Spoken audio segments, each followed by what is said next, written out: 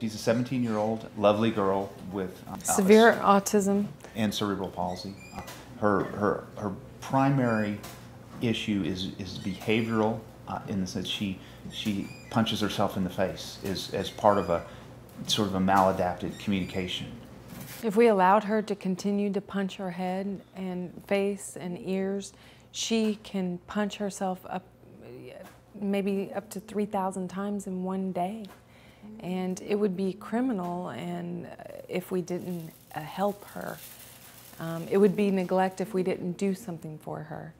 And we've been to many physicians, and she's been on many different medications, and nothing works. We've been doing, for 13 years, we've been trying to help her. And now we found something that does. Twinkle, twinkle, little star. Come on, almost finished.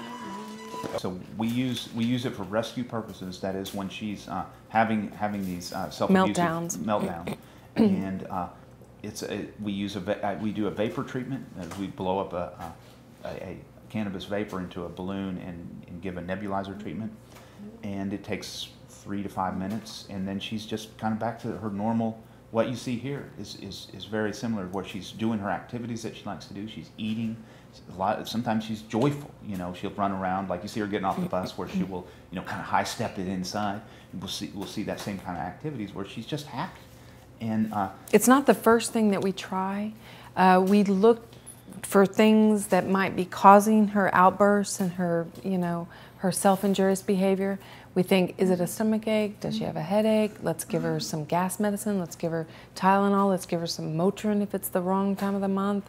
And then when we cannot figure it out, it's the last resort. But it's very effective.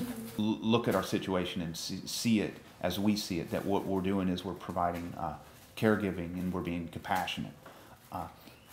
And then as a side effect of that, for them to move, lawmakers who would otherwise not move, to make changes to the law so that what we're doing is not illegal. You know, the longer term goals, you know, maybe we can get Congress to look at this and finally say that the Schedule 1 is a lie, and go ahead and adjust that to reality so that research can happen, so we can understand why this stuff works. Because right now it's all anecdotal, but there's so many.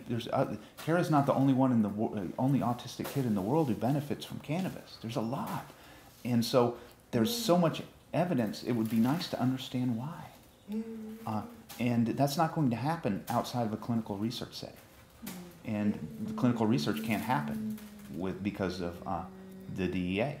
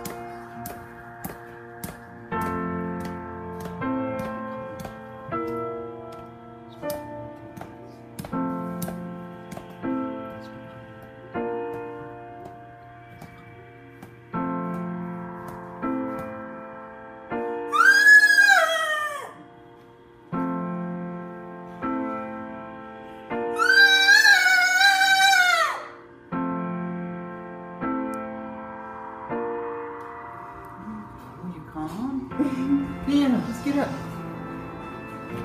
It's okay. Got me up. Okay.